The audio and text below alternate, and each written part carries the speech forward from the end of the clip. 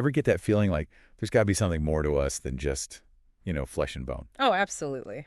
It's what makes us U.S. Totally.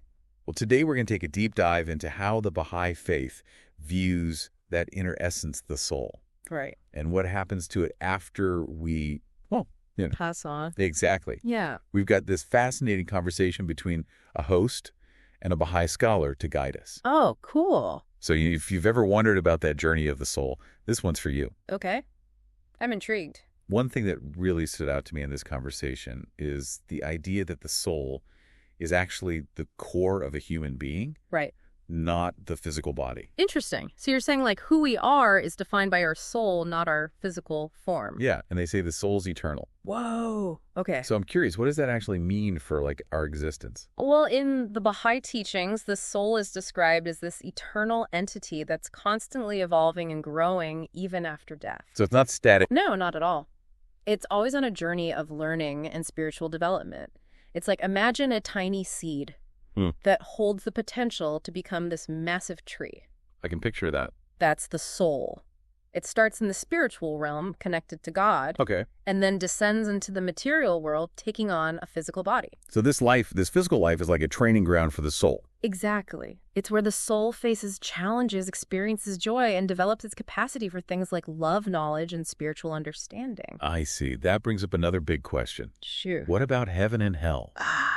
Yes. These concepts are huge in so many religions. Right. How does the Baha'i faith view those? It's a pretty unique perspective. Actually, they don't see heaven and hell as actual physical places. Really? Yeah, they're more like states of being. How close or distant you are from God. Interesting. So it's an internal state, not an external destination. Precisely. Think of it like this.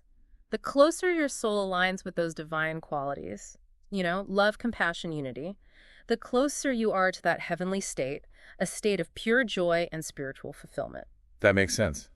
So then the opposite would be true. Exactly. The further you stray from those virtues, the more you experience that hellish state.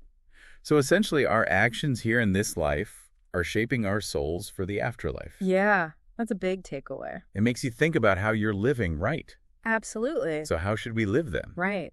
So are there specific rules to follow to make sure our soul thrives in this life and indeed the next?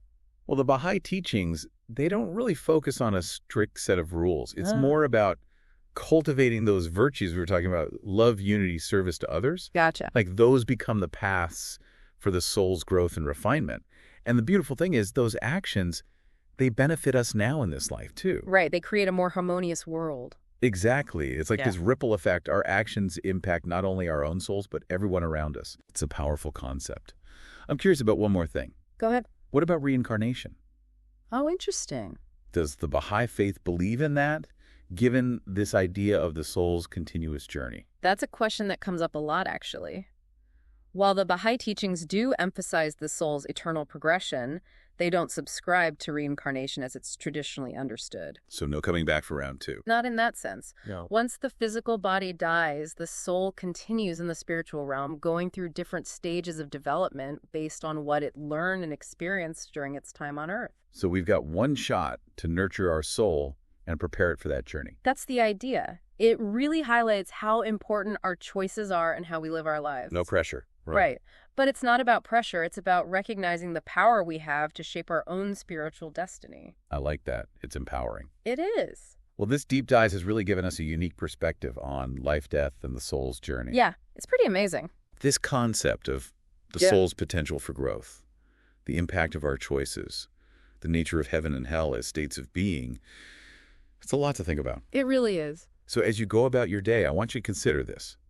What actions will you choose, knowing that they're shaping not just your present, but also the eternal journey of your soul? That's a great question to ponder. Until next time, keep seeking knowledge and keep exploring those big questions. Absolutely.